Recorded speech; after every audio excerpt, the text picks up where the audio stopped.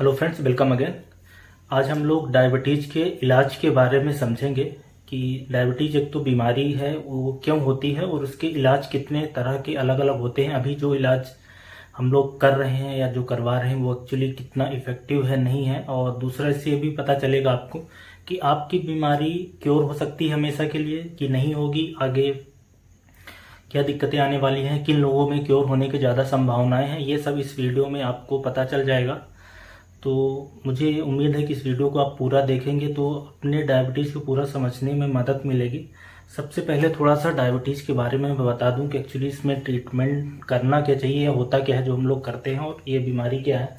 तो जैसे कि ये कोई व्यक्ति हैं, मिस्टर एक्स हैं, ये क्या करते हैं, शुगर वाली चीज़ें, कार्बोहाइड्रेट वाली चीज़ें ज़्यादा खाते हैं, फैट ज़्यादा खाते हैं और चलते फिरते कम है, एक्टिविटी कम है, तो इनको हो जाता है मोटापा। मोटापा होने से फैटी एसिड बढ़ना, फैट ज़्यादा बढ़ना, ये सब। तो इनके शरीर के अंदर शुगर का लेवल बढ़ता जाता है ज़्यादा खाने की वजह से, और कम चल रहे हैं, तनाव ज़्यादा ले रहे हैं, हार्मोन स्ट्रेसफुल ज़्यादा निकल रहा है, स्ट्रेस वाले हार्मोन निकल रहे हैं।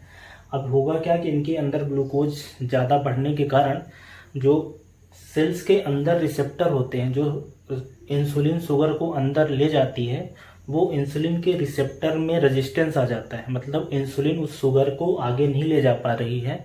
इसको हम बोलते हैं कि इंसुलिन रेजिस्टेंस हो गया है। तो ये मतलब जैसे 20 साल उम्र है, इनको 25 साल 27 साल में ये प्रॉब्लम होने लगी, तो इनका जो पैंक्रियाज है वो ज़्यादा, यहाँ पे पैंक्रियाज होता है, जो पैंक्रियाज है वो ज़्यादा इंसुलिन बनाता है ताकि इनके सेल्स के अंदर वो शुगर चला जाए। तो शुरुआत के सालों में ही इनका शरीर ऐसा कर पाता है। थोड़े दिन बाद ऐसा होता है कि इनके शरीर में इंसुलिन भी ज़्यादा है और शुगर भी ज़्यादा है, पर शुगर डायबिटीज़ के रेंज में नहीं है। उसको हम बोलते हैं प्री डायबिटिक कंडीशन हो गई है, मतलब उनको प्री डायबिटीज हो गया, मतलब शुगर बढ़ गया है। कितना बढ़ गया है? नॉर्मली जितना होना चाहिए उससे ज़्यादा है, मतलब कि 140 से 150 से 60 है, मैं पीपी की बात कर रहा हूँ, और फास्टिंग 110 से 125 के बीच में है।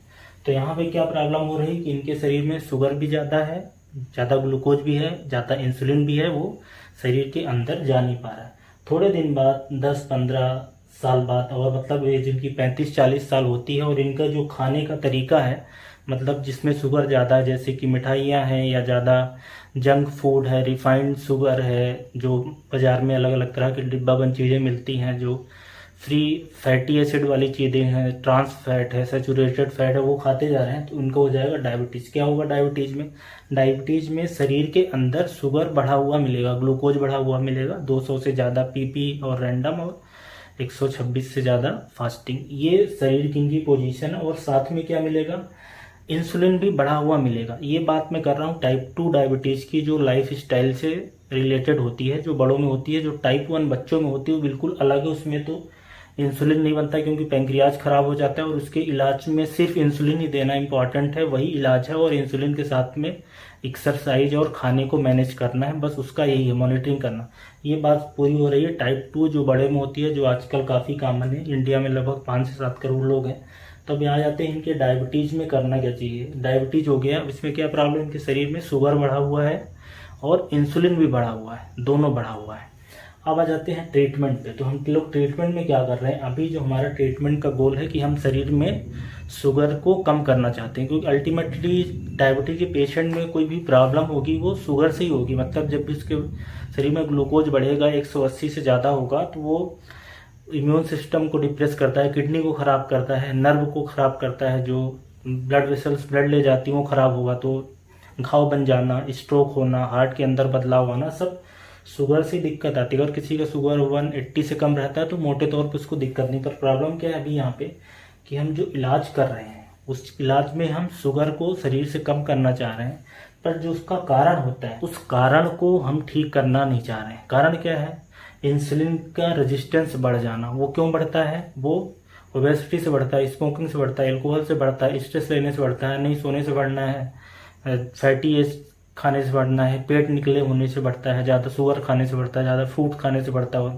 तो ज़्यादा खाने से उस चीज़ को हम बेसिकली बहुत एड्रेस नहीं कर रहे हैं अभी। अब होगा क्या कि कोई व्यक्ति जिसके अंदर ऑलरेडी शुगर बढ़ा हो, उसके सेल्स के अंदर ऑलरेडी शुगर है, और हमारे पास जो दवाइयाँ हैं, जो तरीका है, क्या है? एक तो इंसुलिन की सेंसिटिविटी बढ़ा देता है, मतलब कि उसके सेल्स के अंदर हम और शुगर डालना चाह रहे हैं, और दूसरा है कि पैंक्रियाज से इंसुलिन का सिक्रीशन हो। मोटे तौर पे जो एलोपैथी में दवाइयाँ हैं 2 तरीके से ही काम करती है। एक और काम करती है कि पेट के अंदर से ग्लूकोज नहीं आए, पर जो मेन दवाइयाँ हैं वो यही हैं। तो ऑलरेडी किसी व्यक्ति के अंदर शुगर बढ़ा हुआ है, हम उसके सेल्स के अंदर और शुगर डालना चाह रहे हैं, हमारा ये तरीका है। सो अब बात करते हैं कि फिर इसमें क्या करा जा सकता है, डायबिटीज़ में और क्या इलाज है। तो एक चीज़ तो समझिए कि आपको ये समझ में आ गई कि डायबिटीज़ एक तरह की मेटाबॉलिक प्रॉब्लम है जिसको आपने खुद इनवाइट किया है इतने सालों में। मतलब ये यहाँ पे डायबिटीज़ है, यहाँ पे आप थे, तो डायबिटीज़ वाला आपने रास्ता चुना। कैसे कि शरीर के अंदर मोटापा लाए, घूमा फिरा नहीं, कोई स्पोर्ट्स नहीं खेला, अननेसेसरी का टेंशन लिया, हार्मोनल इम्बैलेंस कराया, बाजार से अलग अलग तरह की चीज़ें, समोसा, चाट, फुल्की जो होती हैं, पेस्ट्री, कोला, ये सब खाया है, फैटी एसिड लिया है, तो आपने वो रास्ता चुना है। एक्चुअली इस रास्ते पे लौटा जा सकता है। हमारे समय पे जब हम लोग पढ़ते थे, अंडर ग्रेजुएट स्टूडेंट थे, तो उस समय ये था कि ये पता रहता था कि डायबिटीज़ एक क्रोनिक प्रोग्रेसिव इलनेस है। ज़्यादातर बुक्स में ऐसे रहता था और इलाज ऐसे होता। अभी बहुत रिसर्च हो रही है कि एक्चुअली डायबिटीज़ को रिवर्स करा जा सकता है। बहुत सारे केसेस में 50% केसेस में रिवर्स हो सकता है, या और ज़्यादा परसेंट केसेस में, पर उसमें बहुत डिसिप्लिन लाइफ चाहिए। तो मतलब आप जिस रास्ते से गए थे उस रास्ते से लौटना है। तो उसमें क्या है, सबसे इम्पोर्टेंट चीज़ है कि आपको खाने पे कंट्रोल करना है। जो डाइटरी शुगर है उसको कंट्रोल करना है, रिफाइंड प्रोसेस फैट, शुगर, इन सबको कंट्रोल करना है। और जो बीमारी थी जैसे कि वजन था उसको कम करना है, एल्कोहल को कम करना है, ओबेसिटी को कम करना है, आप जिस काम की वजह से तनाव में थे उस स्ट्रेस को कम करना है। ये सब करके हम इसको रिवर्स कर सकते हैं। अलग अलग स्टडीज में भी आया है, अभी काम भी बहुत चल रहा है, पर ये रास्ता है बहुत कठिन। मैं कुछ लोगों के लिए तो बोल दूं कि ये रास्ता इम्पॉसिबल है, क्योंकि उनको बीमारी हुई इसलिए कि वो ये काम कर ही नहीं पा रहे थे। उन्होंने कौन सा रास्ता चुना था, ज़्यादा देर तक सोने का, ज़्यादा खाना खाने का, ज़्यादा मीठा खाने का, ना चलने का, एक्सरसाइज नहीं करने का, साइकिल नहीं चलाने का, नहीं दौड़ने का, नहीं खेलने का, इसलिए बीमारी हुई थी। तो उन लोगों के लिए सडन नहीं पॉसिबल है, पर रिवर्सिंग पॉसिबल है। उसके लिए तरीके हैं, किए जा सकते हैं। रिवर्सिंग का जो मेन तरीका है वो 3 ही है। एक तो खाने में हमें बदलाव करना है, low calorie low fat diet लेके वजन को कम करना है, उससे रिवर्स हो सकती है। एक्सरसाइज बढ़ाना है, उससे हो सकती है, उससे इंसुलिन सेंसिटिविटी बढ़ती है। और कभी ड्रग की ज़रूरत पड़ेगी, मेटफॉर्मिन, वो भी इंसुलिन के सेंसिटिविटी को बढ़ाती है, तो वो किया जा सकता है। पर अभी आज का जो मुद्दा है, जो टॉपिक है, अभी मैं इस ट्रीटमेंट की बात कर रहा हूँ कि ये वाला ट्रीटमेंट किसको लेना है जो अभी चल रहा है। एक बात को समझिए कि ऐसा कोई भी व्यक्ति जो इस वीडियो को देख रहा है, समझना चाह रहा है, अगर वो ज़्यादा देर तक सोता है, एल्कोहल लेता है, बाजार की सारी तरह की मिठाइयाँ खाना चाहता है, केक, पेस्ट्री, अलग अलग तरह की पनीर की सब्जियाँ, ग्रेवी वाली सब्जियाँ, नॉन वेज, मटन, चिकन, ये सब लेना चाहता है, और वो चाहता है कि साथ में इसके रिवर्स हो जाए, तो ये इम्पॉसिबल है, फिर वो नहीं हो सकता। इसको पहले से आप समझ लीजिए। बल्कि अगर आप रिवर्स करने के लिए अलग अलग तरह के जो तरीके होते हैं, एक्सरसाइज या खाने में बदलाव करने जाओगे और मॉनिटरिंग नहीं कराया जांच, तो और शरीर को नुकसान हो सकता है। तो इस तरह के लोगों को रिवर्स होने की कोई संभावना नहीं है, उसको इस वाले ट्रीटमेंट पे आना चाहिए जो ट्रीटमेंट अभी हम लोग कर रहे हैं। तो हम लोग क्या ट्रीटमेंट कर रहे हैं, हमारे पास जो ट्रीटमेंट है वो हम कर रहे हैं कि शुगर के लेवल को कम रखें। क्योंकि देखिए अल्टीमेटली ऐसा नहीं है कि ये वाला ट्रीटमेंट बेकार है। अब आपके दिमाग में आएगा कि डॉक्टर साहब अगर ये वाला ट्रीटमेंट हम लेंगे तो कितने दिन तक शरीर रहेगा। एक्चुअली इस ट्रीटमेंट में करते कि हम लोग शुगर के लेवल को, एक जो रीनल थ्रेशोल्ड होता है आपके शरीर का थ्रेशोल्ड, उससे कम रखते हैं, 160 से कम, 180 से कम। तो जो डैमेजिंग इफेक्ट है जैसे heart, kidney, nerves, blood vessels, इन सब पे होता है, वो असर नहीं रहेगा। तो इसके लिए हमें तो एक जो इम्पोर्टेंट चीज़ है, खाने में बदलाव करना, फूड पे ध्यान देना है, फिर हम एक्सरसाइज करवाते हैं, और तीसरा हमारे पास दवाइयाँ हैं, उससे हम शुगर के लेवल कम करते हैं। देखिए अल्टीमेटली अगर ये शुगर आपके शरीर में कम रहेगा तो आने वाले 15 साल, 20 साल, 25 साल, 30 साल, इवन 50 साल तक आपकी नॉर्मल ज़िंदगी चल सकती है। उसके अलावा जो कॉम्प्लिकेशन होने वाले हैं उसको मॉनिटरिंग करते हैं, जाँच, दवाइयाँ सब चलती रहती हैं। तो अब इसमें प्रॉब्लम ये है कि कई बार जो हमारे पास दवाइयाँ हैं, पहले एक चलेगी, वो दवाई 8-10 साल बाद काम करना बंद कर देगी, तो दूसरी दवाई हम ऐड कर देंगे, वो बंद करनी होगी तो एक तीसरी ऐड कर देंगे, फिर दवाइयों के साथ इंसुलिन ऐड कर देंगे, फिर दवाइयाँ काम बिल्कुल बंद कर देंगे तो इंसुलिन ऐड करेंगे, सिर्फ इंसुलिन रहेगा। फिर हो सकता है थोड़े दिन बाद इंसुलिन का ज़्यादा डोज हो। तो इस तरीके से ये पूरा इसका ट्रीटमेंट ऑप्शन है। तो जैसे कि यहाँ पे मैंने इसे बना रखा है कि एक्सेस शुगर है, ये रेजिस्टेंस वाली कंडीशन है, मतलब सेल्स के अंदर ग्लूकोज नहीं जा रहा है, ये मेन कारण है। और यहाँ पे भी हम खड़े हैं कि सेल्स के अंदर और शुगर डालने की कोशिश कर रहे हैं, राइट। एक्चुअली इस पूरा फोकस हमारा यहाँ होना चाहिए, ओबेसिटी, बीपी कंट्रोल करना है, स्ट्रेस मैनेजमेंट, फैट कम करना है, रिफाइंड शुगर कम करना है। तो बहरहाल चलिए इस पे एक सेपरेट में वीडियो बनाऊंगा कि how to reverse diabetes mellitus और how to reverse pre diabetes, right. अभी बात कर लेते हैं जो हम अभी ट्रीटमेंट ऑफर करते हैं या जो ट्रीटमेंट अभी चल रहा है। अभी का ट्रीटमेंट में एक चीज़ और है, इसमें जो अभी लोगों को समझ में आ जाना चाहिए कि अगर इस तरह की कंडीशन है तो फिर इंडिया में इतने सारे लोग डायबिटीज के क्यों हों, 500 से 700 करोड़ लोग हैं। इसमें प्रॉब्लम क्या है कि डायबिटीज के ट्रीटमेंट में एक टीम चाहिए। टीम मतलब कि जैसे मैं एक हूँ डायबिटोलॉजिस्ट या एंडोक्राइनोलॉजिस्ट या मैं फिजिशियन, कोई भी पैथी का, आयुर्वेदिक होम्योपैथी का, तो ट्रीटमेंट ऑप्शन अलग अलग तरह के हैं। तो मेरे पास आप आते हो, लेकिन इसके पहले भी ट्रीटमेंट है। कैसे ट्रीटमेंट की मतलब एक्सरसाइज के लिए है, योगा ट्रेनर है, एक्सरसाइज का कोई ट्रेनर है, या मेडिटेशन के लिए ट्रेनर होना चाहिए, डाइटिशियन है, न्यूट्रिशनिस्ट है जो न्यूट्रिशन पे फोकस रखेगा, तो वो है। और मेरे साइड में ही जो कॉम्प्लिकेशन को मैनेज करने के लिए टीम होती है, जैसे ऑप्थेल्मोलॉजिस्ट है, कार्डियोलॉजिस्ट है, या किडनी को देखने के लिए या पैर को देखने के लिए, वो सारे लोग हैं, और मॉनिटरिंग करने के लिए एक टीम है।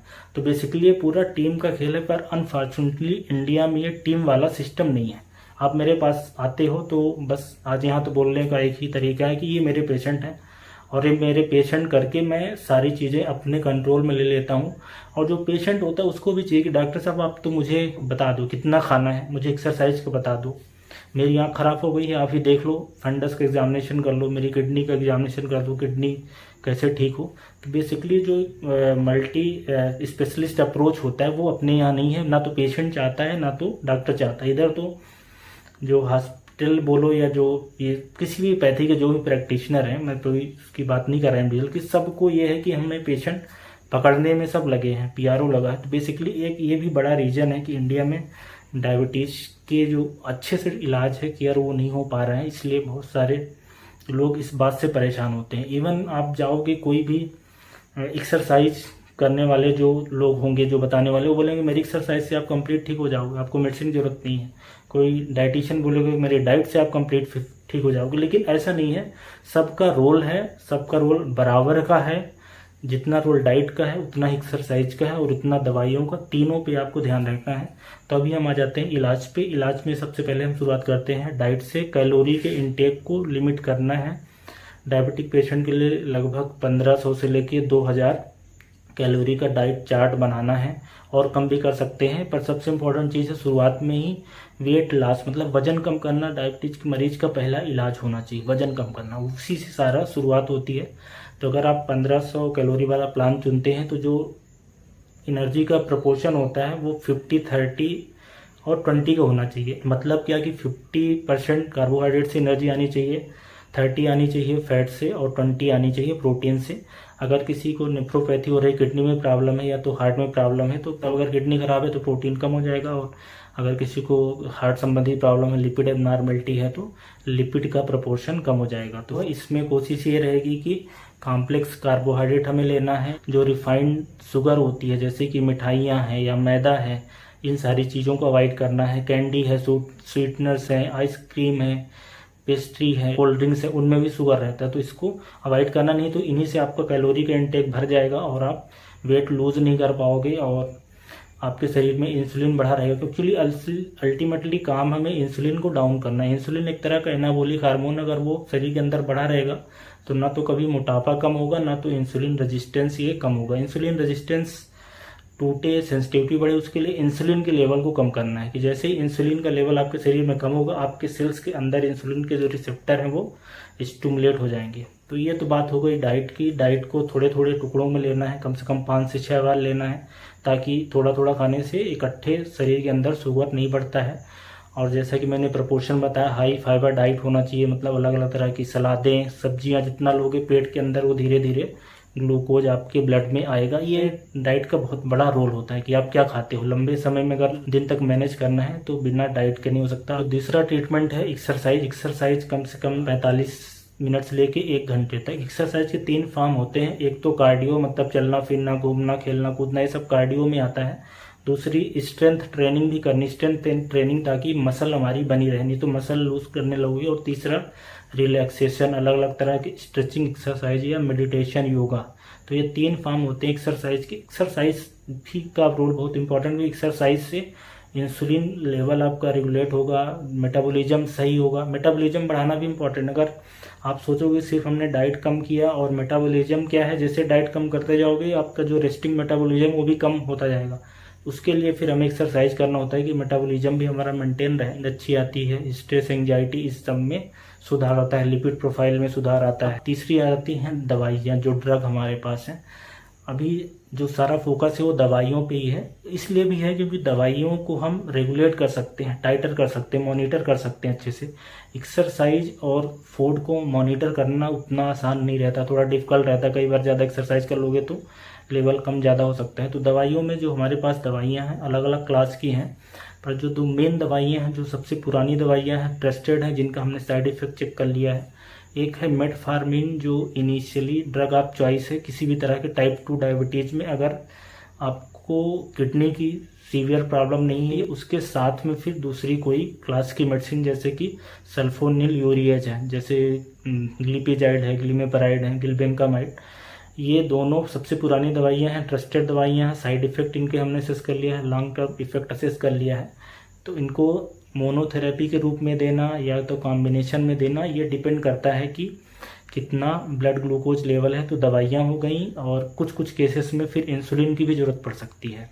कुछ केसेस में दोनों को साथ में, कई बार तो इंसुलिन से शुरुआत होती है। तो अगर मैं ट्रीटमेंट की बात करूं तो कोई भी व्यक्ति जिसको डायबिटीज़ है, जैसे यहाँ पे कोई डायबिटीज़ आता है, तो हम उसको HbA1c कराएंगे और फास्टिंग ब्लड ग्लूकोज। अगर HbA1c 9 से ज़्यादा आता है और साथ में सीवियर लक्षण है, मतलब पेशाब लग रही, वजन कम हो रहा है, तो कुछ दिन के लिए इंसुलिन ट्राई करते हैं। अगर 9 से ज़्यादा है और लक्षण नहीं है तो 2 दवाइयों का कॉम्बिनेशन, यूजली मेटफॉर्मिन के साथ दूसरी, मतलब जैसे कि ग्लूटाजोन्स है या सल्फोनिल यूरिएज या दूसरी ग्लिनाइड्स होती हैं, वो दे सकते हैं। और अगर किसी का HbA1c 9 से कम है, लक्षण नहीं है, तो इंसुलिन मेटफॉर्मिन की मोनोथेरेपी से चालू करना है। फिर देखना अगर HbA1c कंट्रोल में आ जाता है, मतलब 7 से नीचे हमें चाहिए, 7 से नीचे चाहिए, या तो जो शुगर की वैल्यू 180 से नीचे आ जाए, 170 से नीचे आए, तो ये एक दवाई चलती रहेगी। एक्सरसाइज खाने पे चलते रहें, अगर कंट्रोल नहीं होता तो दूसरी दवाई ऐड हो जाएगी। तो इस तरह से चलता रहेगा। कुछ केसेस में कभी कभी इंसुलिन देने की ज़रूरत पड़ेगी, जब अगर किसी मरीज को इन्फेक्शन हो जाता है, ऑपरेशन से पहले उसका वजन नहीं बढ़ रहा है, या देखिए लीवर, अगर किडनी, थोड़े दिन बाद ये भी एक प्रॉब्लम है कि डायबिटीज़ के पेशेंट में लीवर किडनी की समस्याएं होने लगती है काफ़ी लंबे समय में, तो उन सबको भी इंसुलिन की ज़रूरत पड़ेगी। प्रेगनेंसी हो गई है, चोट लग गई है, जब भी स्ट्रेसफुल कंडीशन होगी उस समय इंसुलिन पे शिफ्ट करना पड़ेगा, फिर दवाइयाँ आ जाएंगी। तो ये तो हो गया मोटा डायबिटीज़ का ट्रीटमेंट। मैंने जैसा कि आपको समझा दिया है कि हमारे पास ये इस तरह के ऑप्शन हैं, तो इस ऑप्शन से भी नॉर्मल ज़िंदगी जी जा सकती है। लोगों के पास अपने रास्ता चुनने के ऑप्शन मिल गया है कि अगर हमारी लाइफ सेडेंटरी है, स्ट्रेस वाली, हम तो ज़िंदगी जीना चाहते हैं, स्मोकिंग, अल्कोहल, अच्छा खाना चाहते हैं। देखिए उसमें ऐसे लोग जिनको जुबान अपनी ज़्यादा देखनी है, मतलब देखिए साल्टी चीज़ है, रिफाइंड कार्बोहाइड्रेट है और ट्रांस फैट में ज़्यादा मज़ा आता है जी, लाइफ में थ्रिल रहता है, वो लोग ये दवाई का रास्ता, इंसुलिन का रास्ता चुन सकते हैं।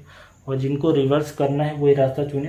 एक्चुअली अभी रिसेंट में ये भी है कि बहुत सारे लोगों को चाहते तो हैं रिवर्स करना, पर अपने लाइफ स्टाइल में सुधार नहीं कर सकते, तो उनकी और तबीयत खराब हो जाएगी। क्योंकि अल्टीमेटली एक चीज़ मैं आपको बता दूं कि कुछ भी कंडीशन हो, कुछ भी आप ट्राई करो, खाना, कोई पैथी, ये वो दवाइयाँ, मॉनिटरिंग सबसे इम्पॉर्टेंट कंपोनेंट होता है। मतलब आपकी ब्लड शुगर की जांच कराना, क्योंकि डायबिटीज ऐसी कंडीशन है कि हो सकता है शुगर की वैल्यू 100, मतलब 200 हो, 210, 5, 15 हो, हल्का हल्का लक्षण हो और आपको कोई ज़्यादा दिक्कत नहीं, बल्कि अच्छा ही लग रहा हो, और आपके किडनी, लीवर ये सब खराब होते जा रहे हों। तो ये चीज़ आपको समझनी पड़ेगी। वीडियो लंबा हो रहा है, इसको अभी ख़त्म करते हैं।